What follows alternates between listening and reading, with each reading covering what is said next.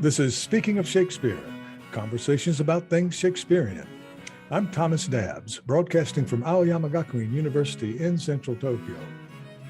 If you are joining us on YouTube and wish to listen to this program as a podcast, you may click the link below to your favorite podcast platform.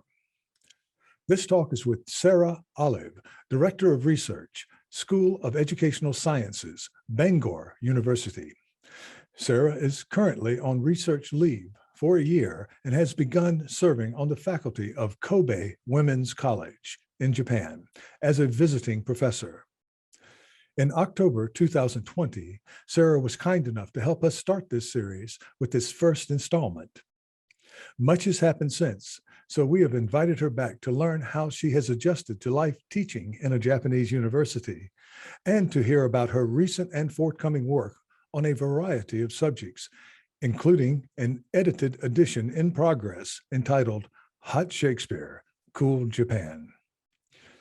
This series is funded with institutional support from Aoyama Gakuin University and also with a generous grant from the Japan Society for the Promotion of Science. Sarah, good morning. Morning, Tom. Ohayo gozaimasu. Oh, it's so good to see you again. And thank you so much for returning to our little Shakespeare program here. Many of us in Japan in particular will be delighted to see you again on video and with any luck, maybe in person sometime in the coming months. You, my dear, were the courageous first guest on this series.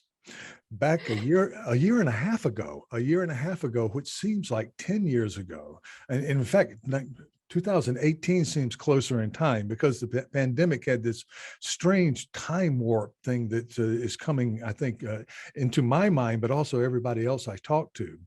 But back then, I had no idea what I was doing. And maybe I still don't.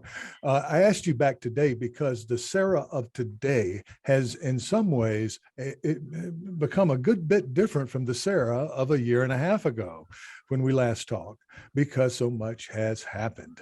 I have a lot of questions to ask you about your recent research and grant work, which includes work on global Shakespeare with a focus on education, of course, an interest in YA or young adult novels and stuff, Gothic studies, and something on the front burner about hot Shakespeare and cool Japan we'll get to. But before we get to that, and go to your research and teaching, let's start with where you were in the physical world 18 months ago and tell us what has happened. Many things have happened since. Oh my goodness. Yeah, you're right that it seems more like a decade ago. So 18 months ago, I was at the University of York, working in the education department there. And I had an offer around this time last year to come to Kobe College, Kobe Jogakuin, as a visiting professor. And it seemed like this beautiful way to travel during the pandemic at a time when we, at that point thought maybe travel would never begin again. I couldn't really imagine getting on a long haul flight again. So I did the sensible thing and took them up on that offer and said, wow, if we can make it happen, if, in March 2022, it's going to be allowed that I get a visa and that I get on the plane. Absolutely. So the seeds of this trip now were sown as early as that. Subsequently over the summer period, really in 2021, I also had an offer from Bangor University, from the education department there, to take up a position. And I started that in September 2021. So a physical move from England to Wales, lots of cultural and linguistic shifts going on as well, because Bangor is a bilingual university that foregrounds Welsh and English medium provision, and makes that available across very many courses. So it's not just for the linguists. So there's been a fair bit of adapting to do, but it's positioned me quite well for coming out to another bilingual departments, the English literature department here at Kobe College. Okay, so our international audience understands. So many of us have spent time in the UK. Many of you, of course, you had much of your life, and some of our listeners. In Japan, though, it may seem much smaller. The UK seems like this island off the coast of Europe, so in some ways. And I wanted to make the salient point that when you moved you were in Stratford teaching at York, and very comfortable area there in the Midlands of England, going there to the north and so forth. The move to Bangor, even though it doesn't seem geographically that much to us, is an enormous move. You're moving to another culture completely. Mm-hmm. And you're, like you said, you're in a bilingual environment, and people speak Welsh. And Welsh is a different language. I know from my visits to Wales. So you've done this cross-cultural travel, and now again you've moved to Japan, where I am certain, and I have many stories from my early days. Let's see, you've been here how many weeks in Japan? 3 weeks now. 3 weeks. Okay, so the honeymoon is still on. I would give you another 3 weeks to a month, to where at one point you're going to say, like I did, I wish they would just write toothpaste in Roman letters on the tube at the convenience store or the pharmacy, because I just don't know what toothpaste is. And your host, that would be this guy, I think I bought when I first came to Japan, I bought makeup remover. Oh. I just didn't know, and I didn't know how to ask. I wasn't sure exactly, and I didn't know at that time. I probably could have just said toothpaste and pointed to my teeth, but I think that I brushed my teeth with makeup remover. Ooh. So those types of things. It might do a similar job. You never know. It's going to taste a whole lot worse than the people here are so friendly and are so clean and nice, but they just need some instruction on making toothpaste. And language and that sort of thing. And so there is an adaptation period. There's a honeymoon period, and then there's a time when a lot of people say that they just get to where they just are tired. It's called culture shock, but really it's more fatigue than shock. And should that happen to you, you have such a great energy level, and you're so positive, it may not happen at all. But I wanted to guarantee you that it comes back up. Right. It takes a little bit of time, but it comes back up, and you get to where you like things again. And you're in such a beautiful area. Kobe is a port city that celebrates its port. Unlike Tokyo, you could live in Tokyo for years and not even know that you're really in a port, right? But Kobe celebrates, they embrace the port. Yeah, absolutely. I mean, I know what you mean about the fatigue, in the sense that, like, trying to decode, if you can't necessarily read something, if you find yourself suddenly illiterate in a department store or a grocery store, and you are trying to decode all this visual information instead to get clues. So with the toothpaste, you're maybe looking for something kind of blue or green, or with pictures of mint leaves on it, or with pictures of teeth or a smile, or and actually I think this is a really useful experience, and a reminder for me around looking at things like Shakespearean theatre, right? So it's a reminder to maybe not solely depend on things that you can understand by reading or listening, but to hone into body language, to gesture, to facial cues, to tone, all those sorts of things. So all these experiences of sitting through faculty meetings where I can understand the occasional word, but otherwise I'm waiting for people's sort of pauses or gestures. Yeah, it's so relevant for Shakespeareans. Yeah, I remember it went something like this for me. Next Monday, blah, blah, blah, blah, blah, blah, blah, blah, blah, blah, blah. Last week, blah, blah, blah, blah, blah. Next year, blah, blah, blah, because I'd learned my years and so forth. 163, blah, blah, blah, blah, blah, blah, da, da, da. And this particular professor's name, da, da, da, da, da, da, da.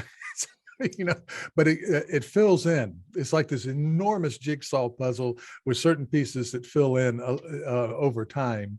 But it's also when you're in a faculty meeting, you're talking with people who have been acclimated to the names of departments and the names of specific forms that are not that transferable. Like, for instance, if one of my Japanese colleagues sat in a Kobe college and faculty meeting, they might say, I don't know what that form is or what this department is or where it is on campus, right? So there's that too. But all of those things go with the territory.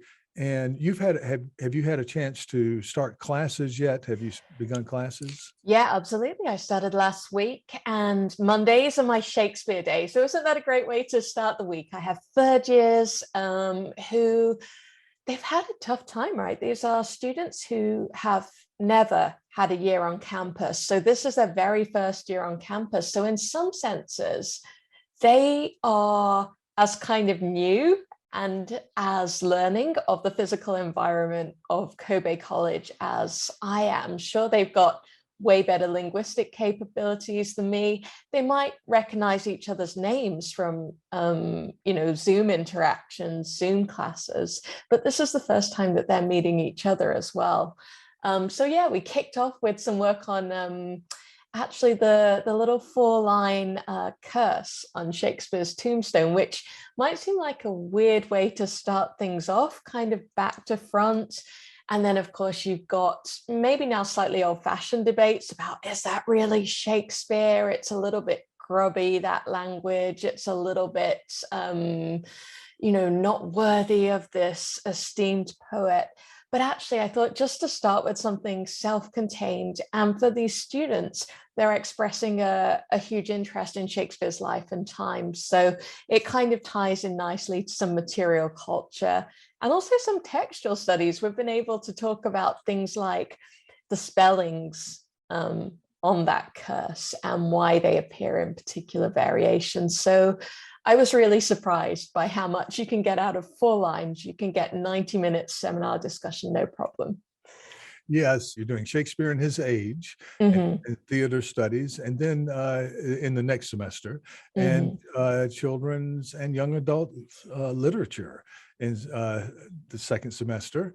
And some probably there will be a little bit of Charles and Mary Lamb, and yes, something similar to that. How could you have guessed, Tom? Well, I am. I think that I'm being visited by some kind of god of history, and so, because the number of people I talk to internationally, and this is in Taiwan, Japan, Africa, in African Eastern Africa, and of course the North America. People who came to Shakespeare with translations or with the English of Charles and Mary Lamb. And it's amazing how much influence that little book had on the history of Shakespearean reception. So maybe I'll write the article, or maybe you can do it. Hey, maybe we should do a collaboration. Okay, we could do that. That would be wonderful. I'd love it. I have heard of this long influence, partly through working with students who are, examining students writing about Shakespearean career, but also a colleague in Taiwan, Wing Bo Zhou. Her work is looks a lot at how Taiwanese children's publishing, Taiwanese children's picture books are still kind of, they're not necessarily translating Charles and Mary Lamb, but adapting it or kind of bouncing off it. Yeah, I don't know if you've run across Alexa Jobin in your you have. Okay, and she's part of this series also, but she's an American, but she was born and raised in Taiwan, and she's the one who said that it was Charles and Mary Lamb in Chinese. So very, very interesting stuff. She's doing some very interesting work, as are you. Now, you put here in a couple of things that you sent me that you came over, and I wanted to make sure that we had the Twitter handle here, but you came over on a Welsh dragon, which is good. And so you're, yeah. He's sat up there just keeping an eye on me, and maybe he's translating me into Welsh as we go.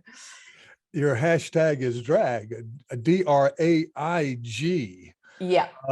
And that's the Welsh for dragon, which is also the English for things like drag, drag queen, or drag racing, which has drag racing. I think there's a show in America that's you're either with the good old boys with cans of Pabst Blue Ribbon beer, watching a car zoom off. I mean, it's cool stuff actually. Or you're on the TV series where they talk about the drag race, and I forget who the character. I'm so out of touch with American TV. RuPaul. RuPaul. That's it, RuPaul and Drag Race. Thank you so much. Yeah, I kind of like the idea of drag race, because there is a little I in this one as well. So you've got DRAIG. IG. Yes, I do think we could have drag race and drag racing with this little dragon guy would be fantastic. That's wonderful. I'm going to go to what you have mentioned first, because there's they need to give make another word for multitasking for you and others I've interviewed here, because it goes beyond multitasking. And I don't know how you keep these things straight, but you do. And so you're the lead editor of, how is this pronounced? Jeunesse? Jeunesse, yeah, you're pretty much bang on the money. Young people text, cultures, international culture. Tell us a little bit about this. This is a journal on young adult, or even younger, maybe. Yeah, people. Definitely. It goes right down to babies, infants, children, really the moment that you can start being involved in texts and cultures, which, frankly, could be, being read to in utero these days is obviously one of the pieces of advice that women are given. This came about because I had been just one of the editors. It's a very collaborative journal, the way it works, the way editorial decisions are made. And I'd been on there maybe for a few months, and a vacancy came up for a lead editor who still works very collaboratively, but helps to head up the meetings, helps to spearhead policy, those sorts of things. Well, and I'm sure they were drawn to your work in young adult vampires, particularly in Romeo and Juliet fiction, right? And I wanted to mention this journal is out of the University of Toronto Press. Is that correct? Yeah, so absolutely. That's Toronto, of course. The very, very, very, very fine press. And so, yes, vampires, Romeo and Juliet fiction. Yeah, it certainly helped that I'd had this long interest in really Shakespeare for young adults, as you say. I'd kind of thrown the Gothic into the mix, thanks to our mutual friend, Samantha Landau at University of Tokyo. You were saying, Tom, you don't know how I keep track of it. I'm not entirely sure how I manage to keep these balls in the air and also find connection points between them, because they sound slightly disparate. They sound quite unwieldy, but I kind of managed to link them all together. So having the Gothic with the vampires, with the Romeo and Juliet, which I'm not sure how many people will realize this, but it's an incredibly popular text, a spin-off for writing about vampires and zombies and all sorts of supernatural phenomena. Maybe it is some of those slightly weird elements with people coming back to life at the last minute, and it's a popular thing to think about in terms of blood feuds, so perhaps having wars between vampires and slayers and werewolves kind of is a natural fit or a natural home for Romeo and Juliet in the 21st century. It seems so, and very much so. I'm not completely up on it, but what manga and anime in Japan do with Romeo and Juliet is fascinating. Where you have a system here where you don't have this reverence for the iconic, we think of 18th century Victorian Shakespeare and the university Shakespeare. There is that, but the artist and the readers, the young adult readers, the artists do show reverence not to this icon, but to the source material. They see potential there, but then they bend it to shape to their young adult audience. And I've just finished a paper in collaboration with Kyoko Matsuyama and Reina Endo, my student, where they, of course, know all of this stuff. And I'm the senior colleague who assimilated it, but finished a paper on that fascinating stuff. And so you wanted to make sure that people out there knew that they were open for articles, to consider articles, particularly in young people, texts, cultures, and international and cross-cultural subjects. So yeah, absolutely. If anyone is working on topics around Shakespeare and children, Shakespeare and young people, it could be, pop songs, it could be video games, for example, that incorporate some element of Shakespeare's plays. Please throw those into Jeunesse when you have them handy. Oh yeah, oh yeah. And I think there's been the reemergence of a very fine, a little bit long-standing company, Children's Shakespeare troupe in Tokyo, and Miss Endo, who's now at the Shakespeare Institute, knows about that. So I'll ask her about that. Maybe that's something she could do because she seems to know quite a lot about it. So you are, let's move ahead a little bit. We could talk about that forever. We could talk about all of this stuff forever, but you co-established the Gothic Association of Asia, GAA. Yeah, absolutely. Funding, you have a grant. That's another big part of your portfolio, Sarah, is that you seem to be an expert in grant writing, and wow, good for you. Yeah, it's not the most pleasurable writing to do, is it? Let's be honest, but it is the kind of writing. I spent the better part of this weekend, and I'm going, I have to go into another part of my brain and make this clear, to somebody who is fair. You have to put it in terms that they understand, the reviewers. But yes, you got this grant. Yeah, absolutely. Yeah, it tests another part of your brain. I like to do it with a podcast on in the background. So, this could be another way for people to pair up their interests in grant writing and also your podcast. Yeah, I had co-funding with, again, Samantha Landau, with Lee Shin Shu at National Chengchi University, Kasharan Kuta at Chulalongkorn in Thailand, and also Chiho Nakagawa, who is way closer to my new home here in Kansai. And we were working to establish a Gothic in Asia association. So I like to think of it as making the same sound as the crows in the morning here. Every morning I get woken up by this. Yes, you do. So we have this GAA, Gothic Association of Asia, and the website is about to launch. I think in the next couple of months, it will definitely be out. And really through the leadership of Lee Shin Shu, we also have another pot of funding that we hope will lead to events. So for those listeners whose interest intersect with the Gothic or horror adaptations of Shakespeare or folk horror, please watch out for those events and get involved with us. And it also includes Kasha Ansuta, from Chulalongkorn in Thailand, and Samantha, our friend Samantha Landau, at the Tokyo University of Tokyo, and Chiho Nakagawa, Nara, in the Kansai region. They're near where you are. And a PhD student, probably from York, Catherine Smith or Katie Smith. Yeah.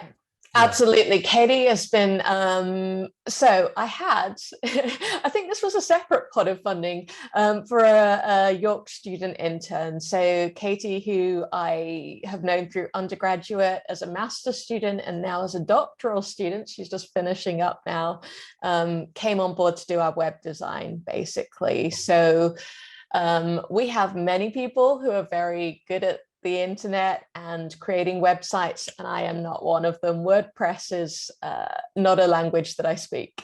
So I know that not everybody has a 4,000 word paper in their drawer over this pandemic period. And indeed, it's been incredibly disruptive for people that have caring responsibilities, for example. But also it's been incredibly tough on our mental health and well-being to keep researching during the pandemic.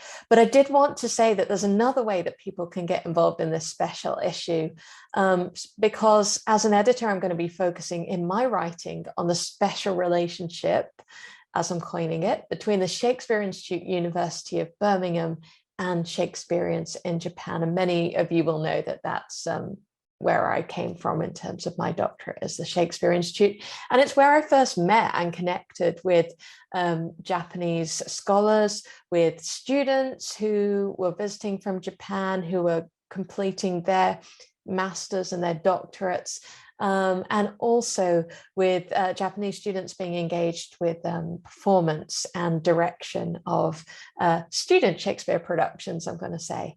So I've got a short Google form, and any of the listeners here, scholars, students, or practitioners, whether they are here in Japan or whether they're listening from Europe or America, wherever in the world, who've built a bridge in any way between the Shakespeare Institute and Japan, and who'd like to share their memories of academic, theatrical, social exchanges, any interactions really, are welcome to follow that link either on my Twitter account.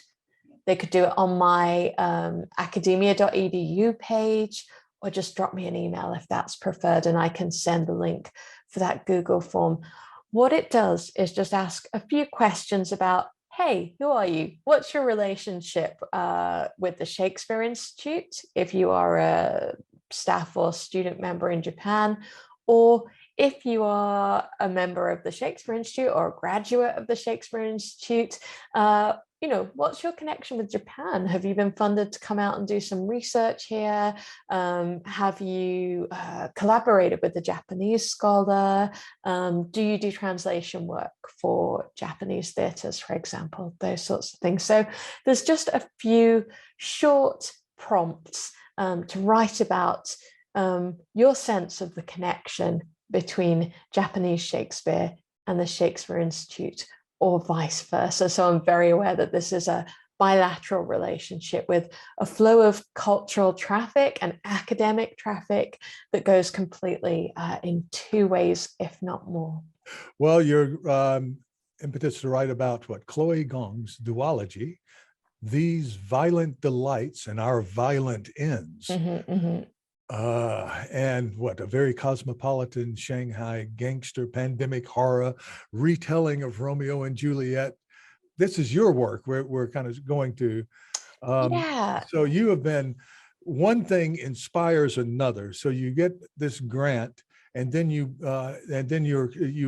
somehow receive this impetus to move into this particular work, the Chloe Gong's duology. Mm-hmm. And which is a reworking a Gothic and, let's say,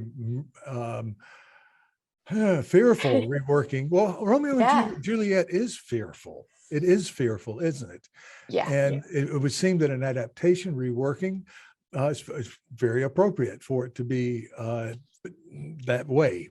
Yeah, I mean, absolutely. I think Romeo and Juliet taps into some of our worst fears. So, for example, the fear of losing your children, before your time comes, before you pass, those sorts of things. And it takes that and marries it with a pandemic situation. And I think Chloe Gong speaks about her work on Varsha Panjwani's Women and Shakespeare podcast sometime in the third series. And I need to find out more about whether she's writing before the pandemic, whether this is a response to the pandemic. It happens almost adjacently to it. So her two books were published, I think, 2020 and 2021. And it deals with a kind of fantasy, monsters and horrible crawling insects spreading this disease and spreading fear and misinformation as well about how to respond to these monsters and insects flowing around Shanghai through all the different quarters, whether that's the French concession, the British, the Chinese, the White Russians. So it's actually a great lesson in Asian history as well, because it deals with the rise of nationalism, all sorts of things there in Shanghai. Is she located in Shanghai? I cannot remember. I would say that she herself is probably fairly cosmopolitan, is my impression. I have to say I haven't engaged enough with her biography, but it deals with things like, people who studied in France and would gain their kind of professionalism as a modern dancer there. It deals with people acquiring flapper culture from the UK and the US and bringing that back to 1920s Shanghai. So I think she herself is a polyglot and multicultural, intercultural, able person. Yeah, well, you prompted me here to give your thoughts with the colleagues and listeners in Shanghai, which has had a big resurgence recently in the COVID-19, and I hope they're on the tail end of that. Absolutely. Very, very sad stuff. I mean, just when the rest of us feel this, larger light at the end of the tunnel. But let's get back to Sarah. And I want to go to a recent book chapter, Vanguard Taste and Fashion Spirit, Feminist Responses to 21st Century Zeitgeist in Young Adult, Vampire, Romeo and Juliet, Romeo and Juliet text. That was in an edition on Young Adult Gothic Fiction, published in Wales, the University of Wales Press. Yeah, that was a pure coincidence. That was to do with the fact that they're pretty good at publishing both on young people's fiction and culture and also on Gothic. They have like a good Gothic series going. And the editors are two Australians, Michelle Smith, Christine Maruzzi. So it kind of taps into all these different, the time I spent in Australia, except I never knew Michelle or Christine then. They come out of Melbourne. They work out of Melbourne, Victoria. And I got to know them subsequently. And we have friends in common who work on Shakespeare. So again, there's this collision of Gothic and Shakespeare and kind of young adult culture that has just been really productive. I guess I had begun to work on Romeo and Juliet adaptations that involve vampires, and serendipitously had this opportunity to pop the book chapter out for them. But again, it's another lovely marriage of these three big research interests that I'm having at the moment. It's so interesting to me recently, because when you say YA in Japan, and I think throughout a large part of the world, you're primarily, and you're talking about feminist responses, young women are the readers, largely in Japan, not young men. Young men go to games, and it's very gender segregated that way. And there are young men who, of course, read manga and so forth, but these YA novels that take on Shakespeare and the theme ostensibly of love, right? That's what people think of, romance and love, and Shakespeare is love. And then there's Shakespearean Love, the movie. And so my students are surprised every year when we start out with a street fight over basically somebody popping the bird to another guy. He bites his thumb. I have to explain that's the same as, up yours or whatever. And young boys who are, what does the prince say? Out of airy nothingness, the entire town explodes into a street fight. And so there's this disappointment at the beginning of, where's the love story? This is, and of course the young men in my class are all, cool. And some of the young women too. But the thing is that your audience for YA is largely feminine, and I guess we include in that trans or any number of reaches along the spectrum of gender or whatnot. But young people who identify strongly with the notion of true romance, and then get very, very drawn in by the whole vampire kind of Yeah. Twilight thing And I've that noticed comes. some glimmers of Yeah. recognition already when I'm talking to my students here at Kobe College about what I do. And it's always great to be able to mention, say, the Twilight Saga and see that glimmer of recognition, and maybe just another way of having a hook into Shakespeare. So to talk about the way that Stephanie Meyer reprocesses or alludes to Romeo and Juliet or Wuthering Heights or Jane Eyre, just kind of gives them that additional hook or kind of point of connection with Shakespeare. So it's been nice to kind of have that to sort of trail some of the things that I'll be talking about in class. And I think, yeah, one of my kind of arguments has been around the way that both vampires and Romeo and Juliet in these texts fruitfully collide in order to have discussions about sexuality, about consent, about violence within intimate relationships, those sorts of things. So, there are a couple of ways of working through this tricky territory and some areas that can be very difficult for young people to have discussions around.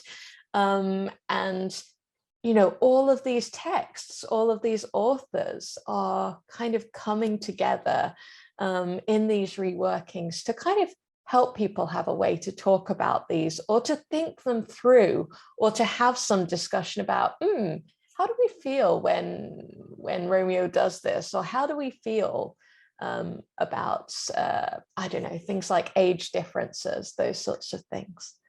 Yeah. Well, also, I think that you're onto something here. These are wildly popular in Japan and throughout the world, and not always Shakespeare.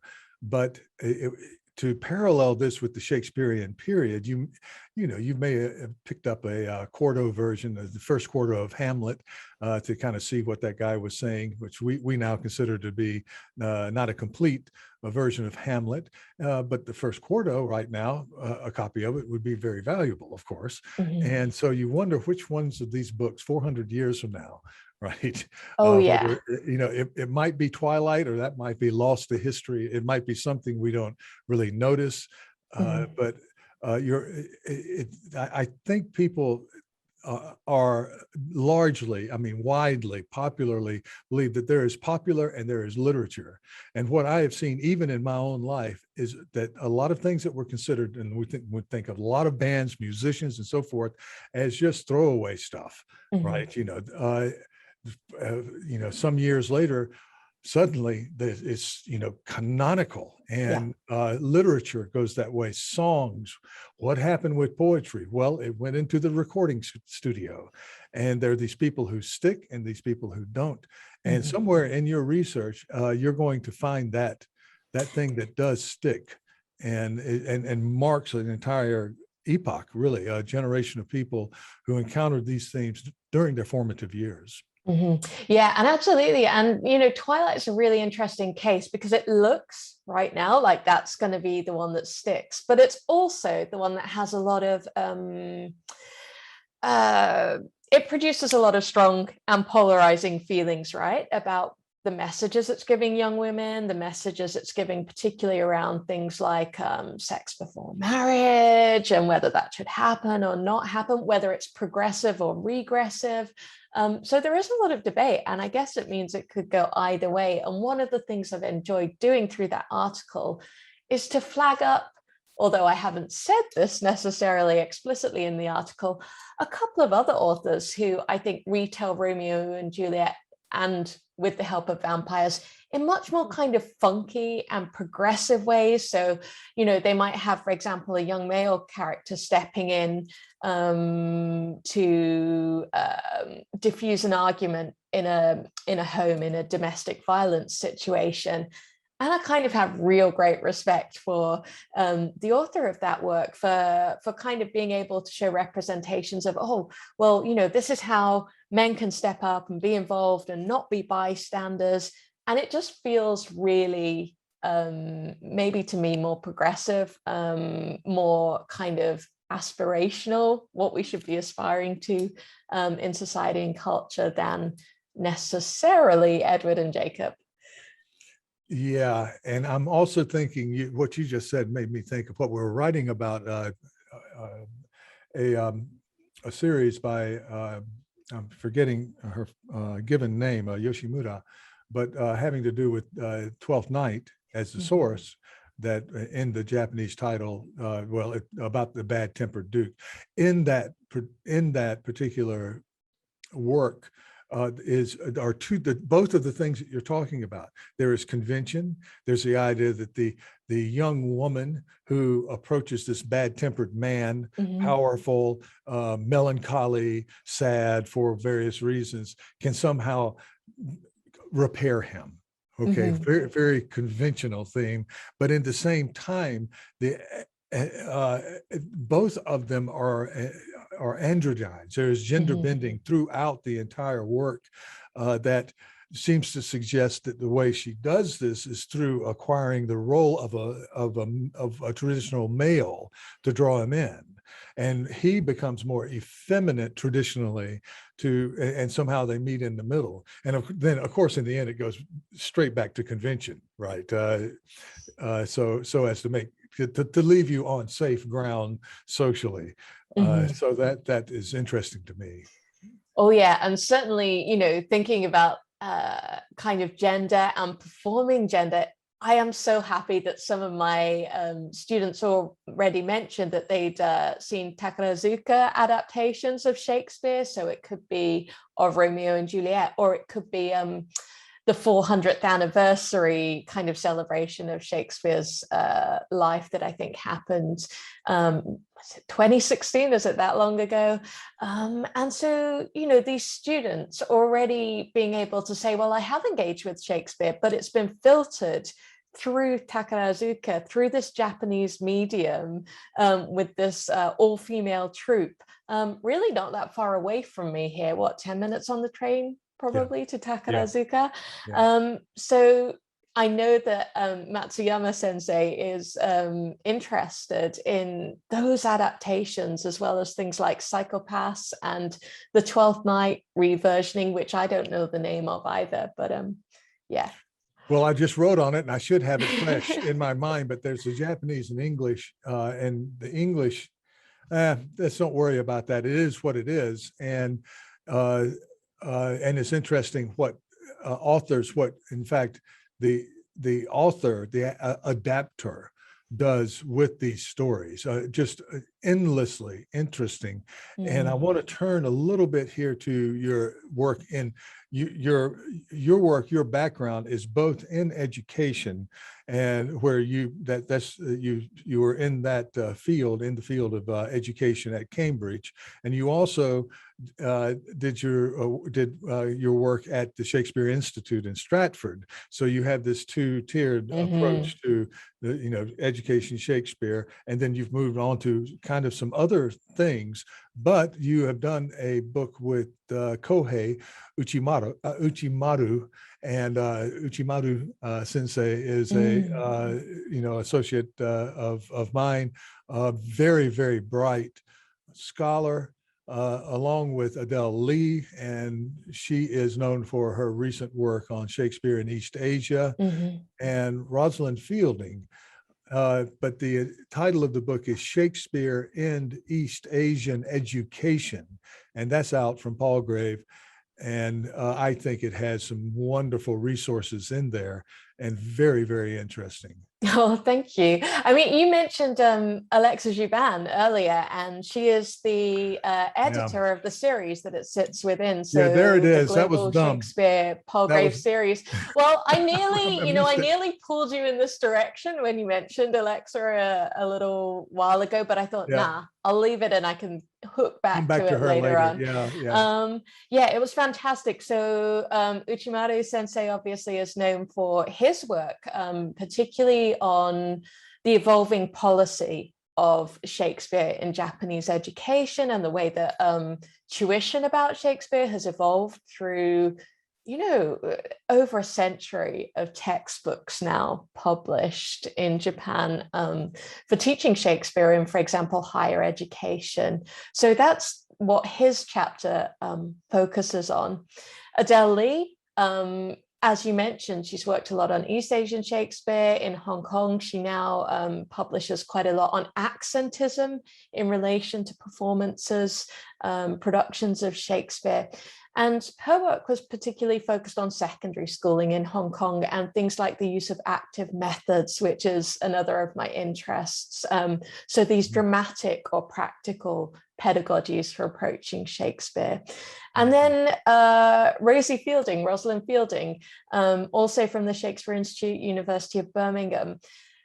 Her chapter hooks back directly to something you mentioned just a couple of minutes ago, that Shakespeare for Children series coming out of Japan. I think in a way, a kind of offshoot of Ninagawa's theatre, in that some of the practitioners, the directors involved, had worked with or were trained by Ninagawa. So it was really exciting to me when you said this is maybe coming back to life. That series will be kind of revived, because I had no idea. But for readers that are interested, Rosie does a kind of take on the history of that series, how it came about. She examines some of the key choices, so the use of a chorus in it, the use of a kind of figure presenting Shakespeare, those sorts of things, and also thinking about the way that children respond to it, and that it's tailored to children, and that you could maybe sit it alongside or do some comparison of it with things like the Playing Shakespeare Deutsche Bank Shakespeare's Globe productions in the UK, that sort of thing. Yeah, well, this is just wonderful stuff. I wanted to add to this a supplemental that it is too, I know that I'm going to say Professor Uchimaru. We know him in Japan as Uchimaru Sensei, but for our international audience, yes, Professor Uchimaru has done work on in trying to push forward the idea of teaching literature in secondary, what in America is called secondary school, in middle school, high school, let's say, which it is not. Literature is not taught in Japanese secondary education. And of course, Professor Uchimaru argues that it should be, and he's there with some of our friends, Hirohisa Igarashi, Amy Hamana. The list goes on. Of course, Professor Matsuyama, and Suematsu Sensei, and some very, and of course, I don't know if we together, with my Japanese colleagues, could push something. It would take so institutionalized and set, but that is the Japanese word is zannen. It's a shame, because your students at Bangor or at York or in Stratford, they come in, probably some of them prejudiced against learning even more Shakespeare, boom, boom, boom, all the way through. But they do come in with with an understanding of what literary study is all about. And my Japanese students do not. You kind of have to start from scratch, and the ones who get it, they really get it, and then there are others who just get through some other way. That's so interesting to me, because whilst I'm here and whilst I'm teaching, I am attempting what in educational research we call autoethnography, and it's also used by anthropologists, but a lot of reflexivity, so reflecting on how my classes went, why I planned things a particular way, why I chose a particular passage from Shakespeare to teach in class, why I thought that would be good, how did it go, that sort of thing. And already I've started looking at the exit tickets that my students put up on our virtual learning environment from our class last week. And I'd asked them to tell me a bit about their first encounters with Shakespeare, what they knew about him already, and what they want to learn, because I want to be able to tailor the course a little bit to their particular interest in Shakespeare. So already I am getting some of those experiences with Shakespeare that you mentioned coming up. So if he's been done in high school, it's not really as literature. It's through perhaps the music department looking at the overture from Romeo and Juliet, or it's from world history class, where it's maybe about ye old England and Stratford-on-Avon and the history of the Elizabethan stage, for example.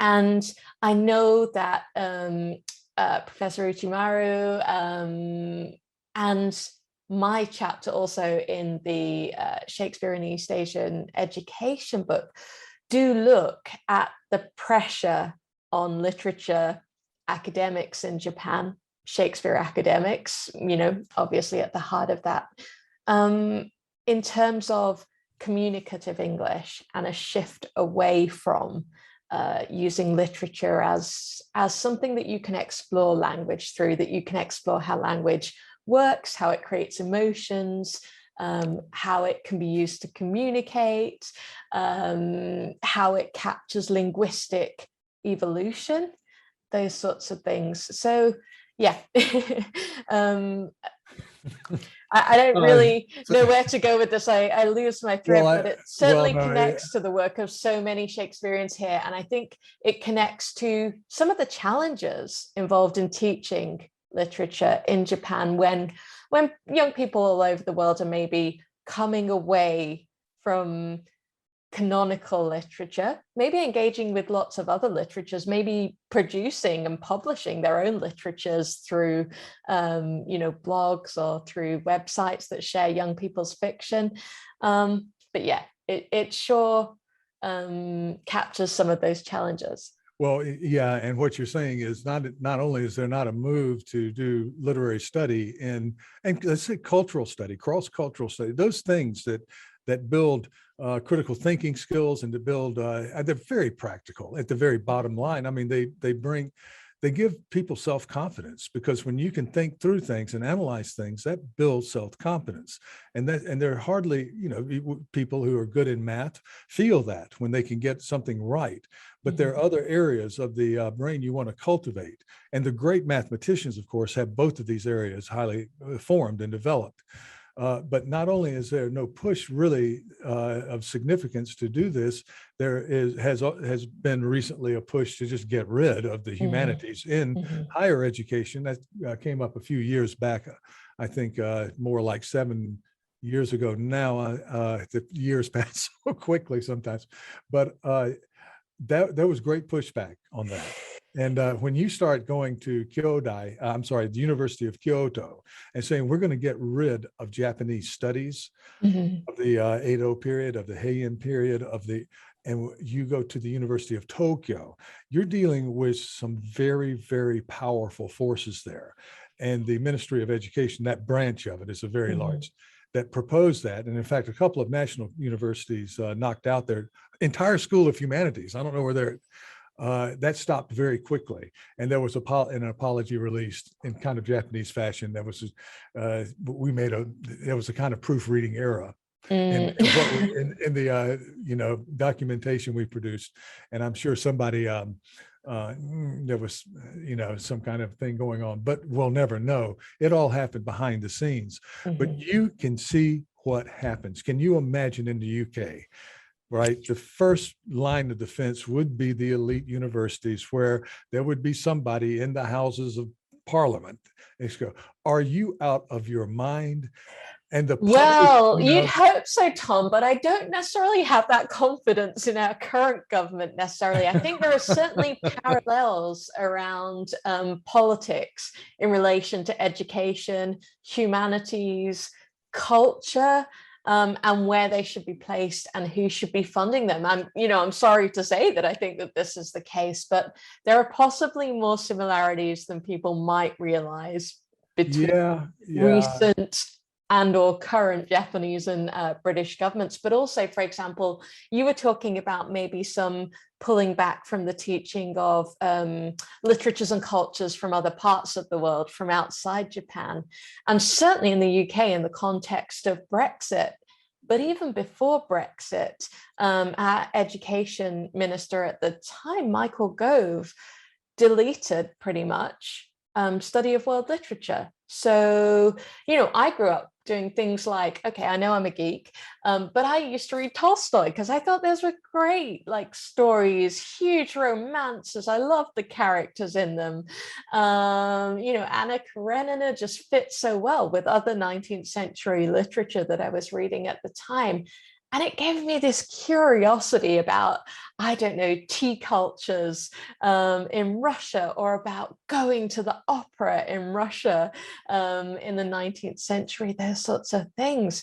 And suddenly, or not so suddenly, over a kind of protracted period of time now, it feels like the UK government has been closing school children's doors on literatures from other parts of the world, whether it's Russia, whether it's reading literature in translation. So there are huge amounts of literature in translation from Japan that are really popular with readers in the UK. So Murakami would be an obvious example, but also more recent authors and young women authors. So, for example, the novel that translates in English as Breasts and Eggs has currently been all over the bookstones, Waterstones bookshelves, W.H. Smith bookshelves. But our government is not supporting, the study of those translated texts. So, yeah, there are some sad parallels around nationalism and kind of getting inward looking and not getting excited by experiencing these other cultures, which I think is doubly a shame at a time of pandemic, and when we can't do necessarily international conferences, when we can't necessarily have research and mobility to a great extent, and young people can't travel and do those exchanges or do those years as international students that they used to do. This literature that comes from other places is this huge wealth of knowledge and experience and connection with other cultures. And I feel that possibly both our governments are, if not denying that, kind of deprioritizing it. Yeah, I think you're right. But then I would encourage anybody in power to issue a statement saying you are forbidden to read Tolstoy to young people. It just backfires. And in the States, there are a group of, and I don't want to disparage, I have many friends who are devout Christians, but sometimes it's a Christian outcry years ago against Harry Potter or against the certain cartoon characters that seem a little bit too gender bending or whatnot. And invariably what happens is that the popularity of those things just shoots way up. It's the old reverse psychology thing. Yeah, absolutely. You know who did that? It's a dear sort of Shakespearean and British actor. I think it was Helen Mirren, who was in one of our leading newspapers in the UK as saying, I think Shakespeare should be banned from schools. And of course, that's a great bit of clickbait, and it's a great grabby headline. Oh, Helen Mirren, started out with the RSC, famous for her acting there as well as on television and film, was a wonderful Prospero in The Tempest.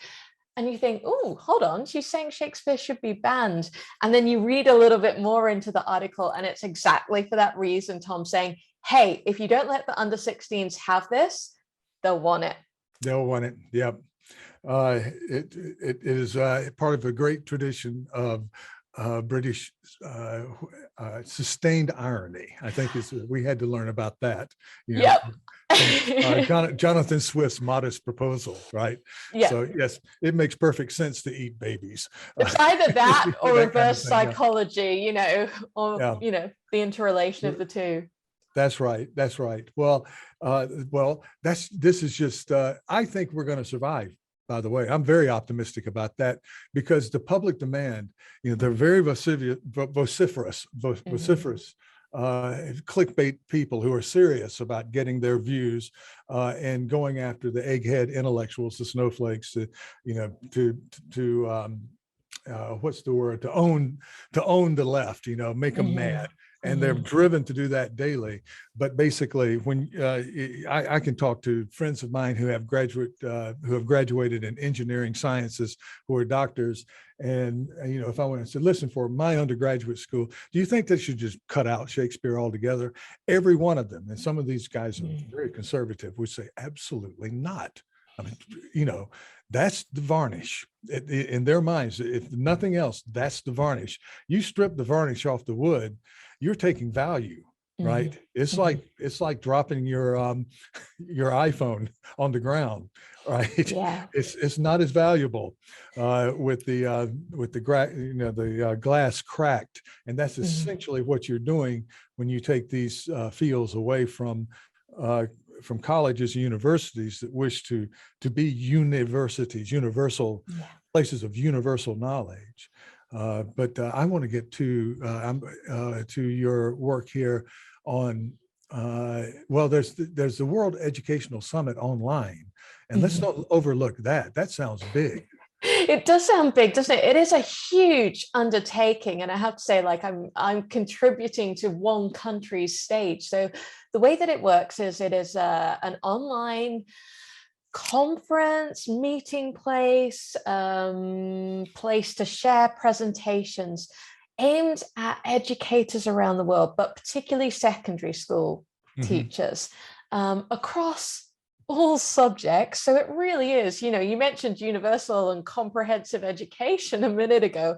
It really is going for that. And the stage that I say because it's a virtual stage, it's a virtual platform, is the Welsh stage. So here we have about 6 or 7 universities from across Wales, of which, Bangor is one, really trying to speak to Welsh educators about their research, right? The idea is that you put it out there in an accessible, approachable and applicable way. So how does your research relate to what teachers are doing in the classroom? For me, it's been a mission of relating the first nationwide UK survey of teaching Shakespeare that I undertook with Dr. Belder, Victoria Elliott at the University of Oxford from their education department, and thinking, what would teachers want to know from what we found? What do they want to know from this survey, particularly in relation to pedagogies and practices around Shakespeare?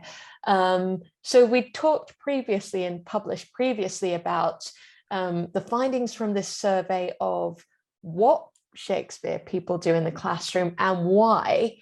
And one of the things I'd say that was really heartening about that, although it was Macbeth over and over again, is that there's also a huge range. So whilst Macbeth might have got the most kind of votes from teachers to use in the classroom, we also got mentions of teachers doing All's Well That Ends Well, or Titus Andronicus, and that was not what I was expecting to see. So, where you can give teachers the freedom, they will choose really interesting texts and they will choose them and be motivated to teach them, because there's got to be a reason that you think Titus Andronicus is going to work great with those year 10s. Otherwise, you don't do it. You've got to have a passion or an interest.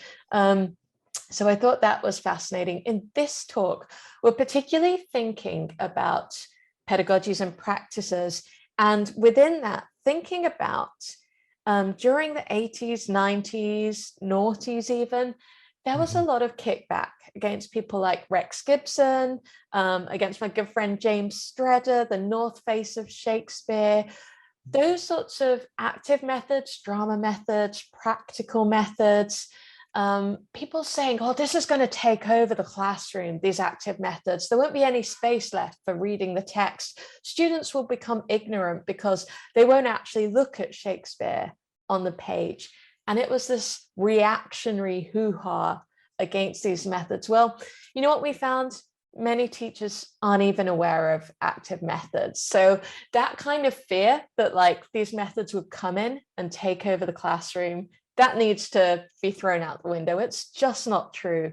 Now, it could be that teachers don't know the kind of brand or the name active methods, but actually they are doing role play, they are doing hot seating, they're doing balloon debates. That could be part of what's going on here. But actually, it's also around things like confidence, teacher confidence to use some of those methods. It takes a fair amount of confidence, right, to stand up and get people into groups and, shove your chairs to the back of the classroom. It can be quite a vulnerable experience as a teacher to do some of those things, to take those risks. So a lot of teachers talked about that. Also, teachers talking about funding. So they would have preferred to be able to bring someone, for example, from the Globe or the Royal Shakespeare Company into the classroom to head up that work. Yeah. Funding has been really tough to do that.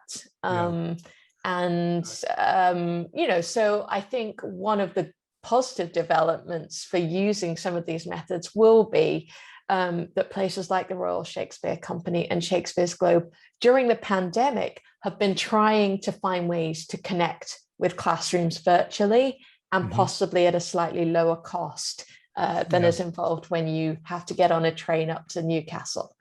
Yeah. Well, I spoke a couple of months ago with Peggy O'Brien, who's director of education at Folger, and she talks about the Folger method, which essentially is very similar to what you're talking about, the active learning in classroom situations. And she began her career as a Washington, D.C. public, and that's a different normal school teacher in Washington, D.C., and had to revise everything in order to engage her students, which she eventually did. And we talked about that in that particular episode. She mentioned also, Jackie, is it Hanlo? Hanlon, yeah. Yes, and I want to maybe ask her to talk about just these things, because let's just face it, if I try to do acting in front of my class, and I have tried, just to demonstrate, and we do for the seminar classes, the smaller classes, we do, the students can work together and get a performance together of a short passage, and it all works very well. But if I could bring in an RSC actor for one class, it would be a game changer, because the power that you see, they're talking one moment, and a professional actor, you see that magical transformational moment where they go into character. And it is something when you can reach out and touch them, they're that close. And money for that would be money well spent. Yeah, absolutely. And whilst it is tricky to get that funding and to bring people internationally, I think, something about technologies in the pandemic, the impetus during the pandemic to kind of say, like, okay, let's not be snobby about Zooming people and bringing them into the classroom that way. Let's try not to see it as second best. Sure, it's different. You're not going to be able to necessarily reach out and touch them. Although there are some great blue screen technologies that people have been using. For example, I saw a presentation at the Belgrade Theatre in Coventry about someone who teaches their class in England in collaboration with someone else who teaches a class in Poland, and they come together via this blue screen technology to put on performances together from two separate sides of Europe.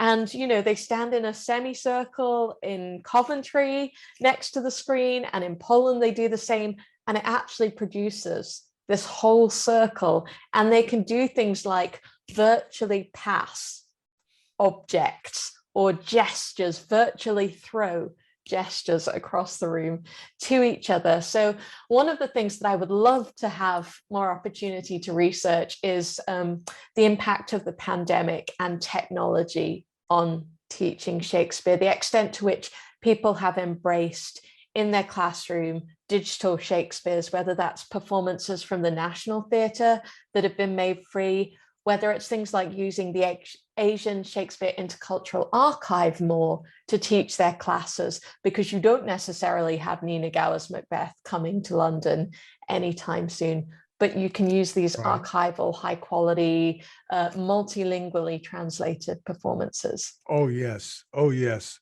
And traditionally, in the history of all of this, and I don't want to get to, this is take a nap stuff, but copyright protection on a lot of these productions and so forth is for money making operations, big money. I understand, but in some cases, it absolutely just murders what otherwise could be a great moment in theater history.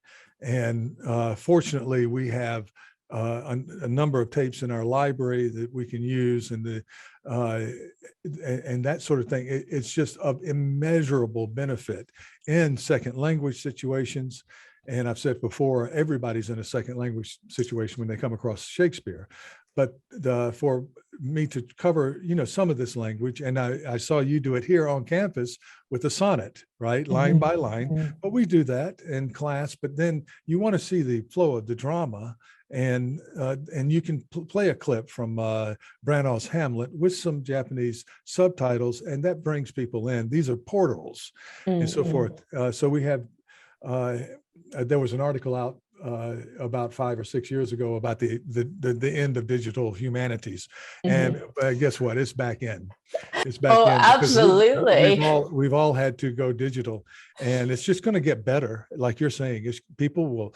You look at the films, the history of film. The first films didn't look that they weren't that great, but people got good very quickly in developing techniques. I know at Carnegie Mellon that Steve Wittick and in cooperation with David McGuinness at the University of Melbourne have done a recent shrew in virtual reality, which is an interesting concept. And so these things are here, and more of these things are coming. And I think that you're right there on the cutting edge, Sarah, as always. Absolutely. And you can see some Zoom Shakespeares from Japan. So for example, Yu Mamiya, who's a graduate of Waseda and also the Shakespeare Institute, he has the Waseda Institute players who've been doing Zoom productions when they weren't allowed to get together and do rehearsals. And they've been so creative in the way that they retell these stories through an online environment, and maybe some of the ruses that need to be come up with for why particular characters are, dating online or whatever else it might be. But I definitely recommend those are up on YouTube if anyone just wants to find those Waseda Institute players Shakespeare productions. And I think there might be some other early modern drama bits and pieces that they're doing. Well, good for him, and good for all of these efforts. There is a strong internationally, but there's a strong feeling in Japan that sometimes you have to protect a production and not give open access to it, and not have if you're doing a conference, for instance, not recording the lecture in the conference because it's just for members and that kind of thing. And there's a bit of that also, all across the world, but it's fairly strong in Japan. And I really have tried to argue against that, because again, you just kill something. It's a moment in time, and then you don't see it again.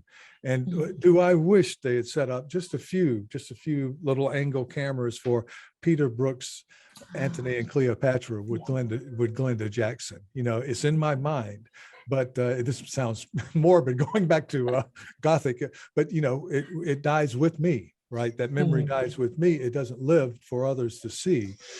There's a great production of Edward II. You talk about a pertinent play now, Marlowe's Edward II with Ian McClellan.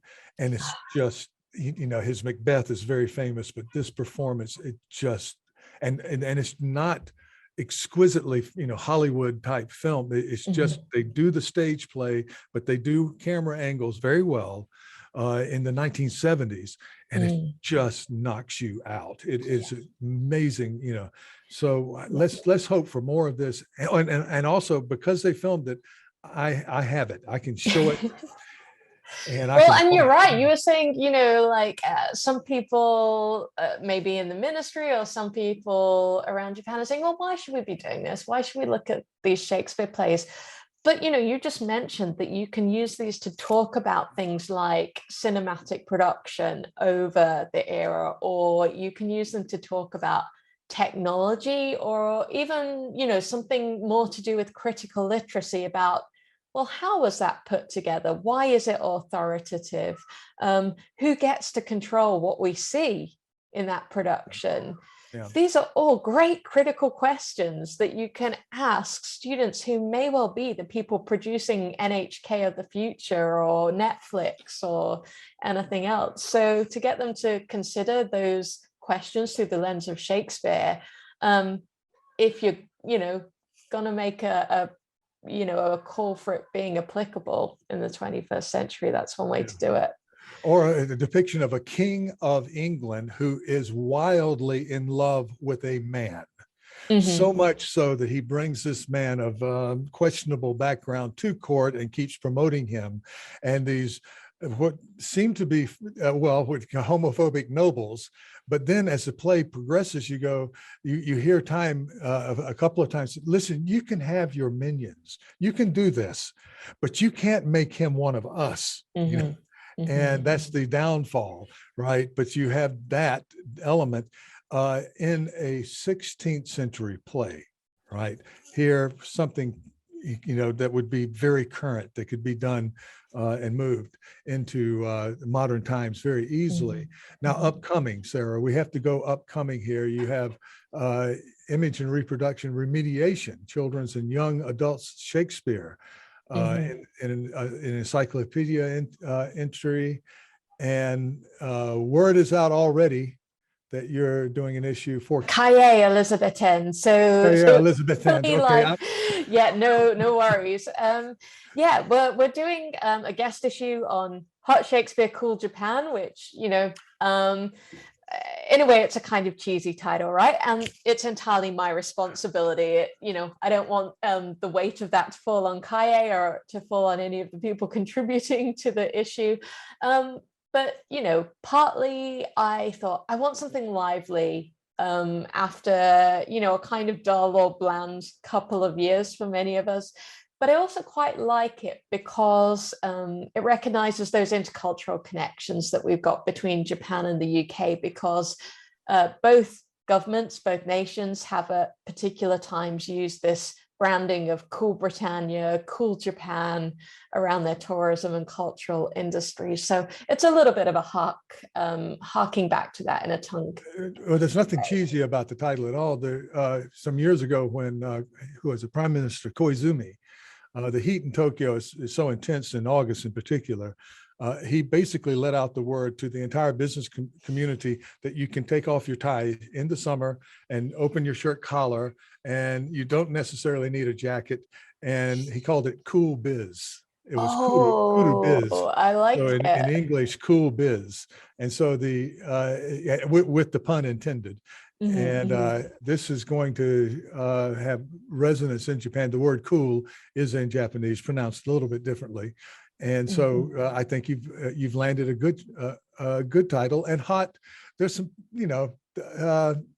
hot can mean a lot of things. And, it's so polyvalent, isn't it? We've been talking about sexuality a lot. So hot Shakespeare in terms of romance and sexual relationships. It could be hot Shakespeare in terms of, hey, if you're doing, original performance Shakespeare with original costumes, here in July and August, you're going to get pretty hot under those collars, under those ruffs. But also in terms of Shakespeare that has an electric charge, right? Shakespeare that is, I don't know, tasty or flying off the plate or having a hot moment, I guess. So hopefully it kind of, people can use it to connote whatever Shakespeare they think of as hot Shakespeare. It could also be Shakespeare that's really contested, right? People arguing over whether this play is Shakespeare or not, or arguing over the best way to stage Shakespeare in the 21st century. So it allows for some of that contestation as well. And I guess one of the things that I should do here, seeing as you've pretty much queued me up to do this, is to say that if anybody listening or viewing has got a short article, let's say around 4,000 words, and it's ready to go, and they've been, working away on it through this pandemic, maybe holed up in their lockdown, and they think, I really want a venue to get this 4,000 word thing about Japanese Shakespeare, or Shakespeare in Japan, or Shakespeare from Japan, or Shakespeare by an academic in Japan. I'm taking this title and this umbrella very expansively. If they have that ready to go by July and they want to contact me, s.olive@bangor.ac.uk, and I know you're going to pop those communication channels up there, Tom. One of the things we did, there's a beautiful Shakespeare garden here. I don't know how famous the campus is at Kobe College, this beautiful hillside campus, which is really handy in that warm weather as well, because you get a nice gully breeze coming down off the hills. But there is a Shakespeare garden that over many decades was super carefully put together by now Emeritus Professor Kinjo. And he brought seedlings and plants that are in Shakespeare's plays, in Shakespeare's poems, labeled them up, put quotations that pertain to them next to them. And it's this beautiful spot for lunch or a coffee, or just for kind of taking a book to read. It'd be really fitting if that happened to be a book of sonnets or a book of Shakespeare's plays, right smack bang in the middle of campus, right next to the literature buildings here on college. And what we're going to do is we're going to go out there. There's going to be a Shakespeare surprise sonnet draw. So I'm going to throw all of the numbers of the sonnets in a hat, and the students are going to pluck them out, and we'll read them in the order that they come for an hour. We'll have some music from Shakespeare's period, from his contemporaries on in the background. And if my cooking works, we're going to have some posset. We're going to have some lemon and lavender posset to delight our palates with. And, to connect with things like the fact that there is lavender and edible flowers there. I'm not going to take the ones from the Shakespeare garden, because that would be awful mean, and they're just coming into bud. But, it will allow students to engage with that Shakespeare garden and with Shakespeare's works in a multi-sensory way. So there's going to be audible delights, there's going to be tangible and gustatory delights, and also the pleasure of getting to speak and hear Shakespeare's language. Yep. And put all of that much of which was in the future tense, in the past tense. Sorry, Tom, I'll go back through. This all happened. It was well received. The posset was deemed to be delicious, and it set perfectly in the fridge beforehand. There were no crises. And I turned up in some gear as an Elizabethan peasant woman. So any of you that have been to Mary Arden's farm or any of those kind of living history museums, you just imagine this woman with her skirts and her aprons and her big straw bonnet on, and that was me. Oh, I'm sure it was wonderful, absolutely wonderful. Well, to move, I want to make one little point, and it's the kind of drum that I have that I like to tap on for all these enormous hundreds of thousands of people who are watching. I'm joking, of course. The thing about Shakespeare and Japan, and I have co-authored, I spoke about this earlier in an article, but there was a little bit of contesting, and I wanted to talk about this just a little bit. And it's a little bit of a hot topic, in that there is from post-colonial reckonings, and Adele Lee, by the way, handles this extraordinarily well, as does Alexa Jobin. To make sure to point out the fact that Japan cannot be treated as a post-colonial cultural power. You don't. Japan does not have anything close to the history of, say, India or many African countries or any of that. And in fact, Japan at points colonized other places. And some would say, well, the Americans colonized. Well, okay, but there's there's an American military presence here, but you don't see it, not in Tokyo. And I'm sure they get instructed on not wearing their uniforms and walking around town or whatnot. And the point is that the government, I think a large portion of the government, some do and some don't. In Okinawa, it's a hot issue, but basically the status quo is it's probably good to have a little bit of help here because we have some big countries near us, and we don't know where that might go. All right, so in writing about this, I have, and I believe that my Japanese colleagues would take some offense in suggesting that there is a kind of post-colonial environment here, given the enormous economic strides Japan made after World War II, and given their prominence on the world economic and cultural stage. So it's so I had to make sure that was in a paper I recently wrote, that is a big thing.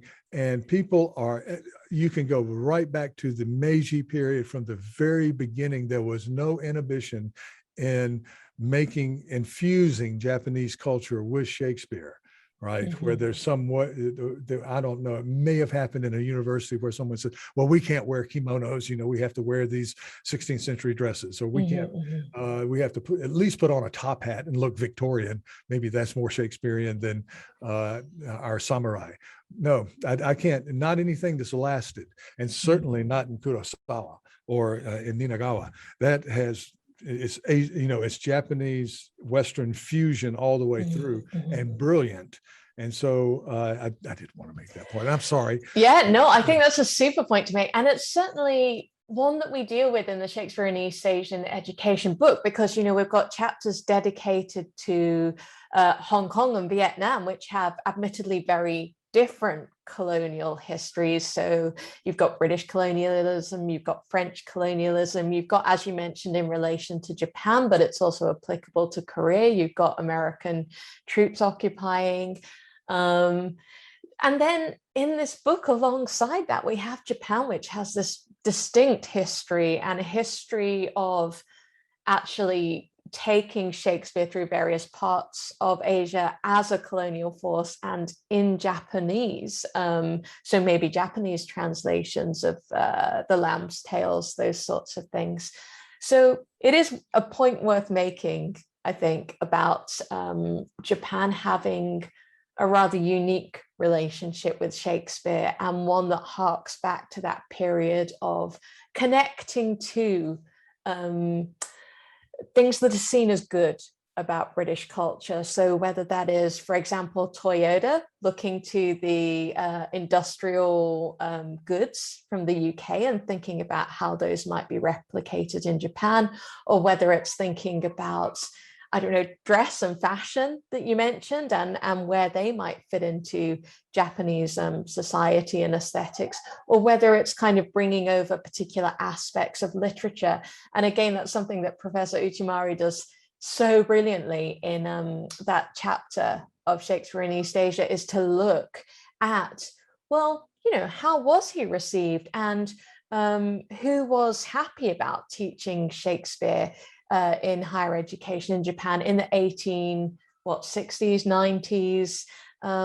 And he does, he tells a nuanced story around the embrace, but also a couple of words against that, or thinking about, for example, Soseke's not having a great experience with Shakespeare, but being kind of inescapably caught in a relationship with him that he, reflects on and uses in his creativity, even if that's with I'm not really sure about this Shakespeare stuff kind of note of reservation. So I think you're right to think about the very nuanced and complicated relationship that Japan has with Shakespeare, and ways that that's very different to Shakespeare in India and Hong Kong, where it, is required so that you can get a position within the civil service.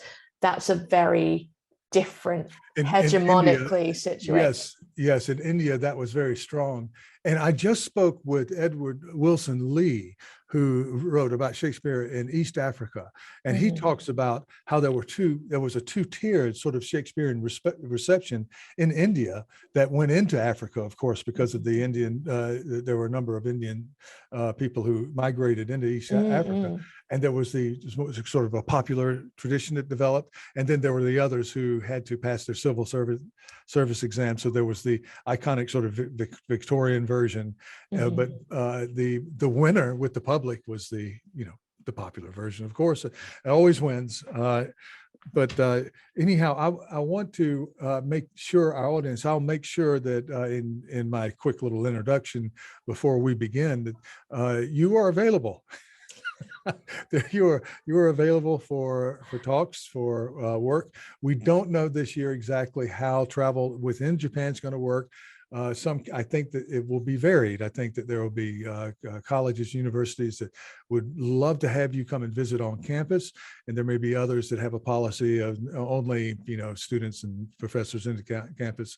But you are here and available either in person or on Zoom, and I know that there are a number of people who would love to see you in person. But if not, as we're saying, we have this option we're using now also. Oh, thank you, Tom. Well, yeah, you're right. And the good thing about this option now that I'm on this side of the world is that I am on the same time as you. So it's a little easier if people want to Zoom with me in Japan. We're not having to deal with that 8-hour time difference or something. But yeah, absolutely. I am a traveling Shakespeare saleswoman. I have got in my briefcase 2 or 3 different papers that I can rock out at the drop of a hat, that I can tailor to your students and staff. And probably a note that I should throw in there is that this semester is a very gentle introduction to teaching in Japan for me. So I'm a little quieter this semester. Next semester, it's not that it's impossible, but it certainly hots up for me on the teaching front in semester 2. But I would absolutely love to make new connections and to revisit those old connections around Japan. And to be honest, on a slightly non-academic note, I'm heading back to Tokyo for a big steampunk event, super steampunker, that is happening in Chiba at the end of the month, just at the start of Golden Week. So that is certainly going to get me practicing my, aesthetic presentational skills. I'm going to be modifying my top hat, chucking a few gears on it to make sure that it fits in with that steampunk vibe. But again, that's another way of thinking about the influence of Industrial Revolution on popular Japanese culture, right? The way it gets integrated into steampunk anime and manga and so on. So yeah, I'm open to travel and exploring new ways of thinking about British and Japanese connections. Well, thank you so much. We so much appreciate you giving over your time today to talk with us, because there will be a lot of us listening to you, and so here in Japan.